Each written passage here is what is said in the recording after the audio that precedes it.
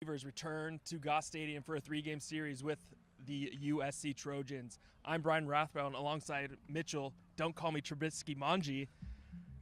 As Oregon State opens up a 3-game series with the Trojans, they're coming off a road trip, 2 road trips where, they lost 2 games, tripling their loss total on the year.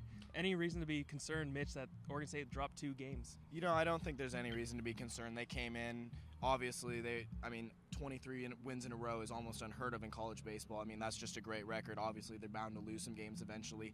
On the road against Washington, that was a tough loss again Thursday night, but they did bounce back and won 2 games. They haven't lost a series all year. So the last 2 games, they've gone 2-1. They did lose a game down in UCLA, but looking to bounce back. Bryce Femmel had the rough start, only going an inning, a little more, allowing several runs, but the bullpen did a really good job. Nate Yeske said this week in practice he's not concerned at all with Bryce Femmel. He should be ready to go this weekend, and look for that dominant pitching staff to really stand out this weekend. Yeah, they lead the nation in ERA, and they might even get a little bit better this weekend. They welcome back Drew Rasmussen, who was last year's ace before going on the DL with Tommy John surgery. What does he bring to this OSU pitching staff? Oh man, Drew's a flamethrower. You look at that build, he's 6'2", 225, big guy, throws hard.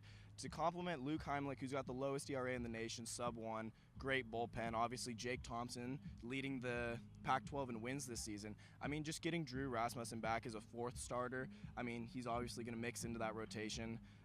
Again, Yeske said he wants to work him back slowly into the lineup, but they're not going to put a pitch count on him. They're just going to kind of let him go. But he did get cleared last weekend, second opinion.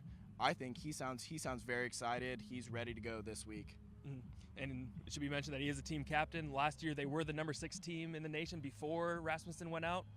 But then once he was no longer in the rotation, Oregon State ended up not making the postseason. Mitch, Oregon State has a 5-game lead in the Pac-12. They're going against a USC team that is struggling. How do you see this series playing out? I honestly wouldn't be surprised to see a sweep. The USC is coming in here. They're 5-10 in Pac-12 play. They're second to last in the conference. Really, last year they had a great offense, but they're kind of not as strong offensively this year. And if you got a pitching staff that's throwing sub-2 ERA in Division I baseball, that's just tough to hit off, period, especially with a great bullpen. Max Engelbrecht said this week he had back tightness, and he's going to be available for them as well with Jake Mulholland, who both have been spectacular this season. So I think pitching's really going to help them, and they should have a good shot this weekend. First pitch is scheduled for 5:30. Luke Heimlich on the bump for this Friday game, and Femmel and Thompson on Saturday and Sunday. For Mitchell Manji, I'm Brian Rathbone. Thank you for watching.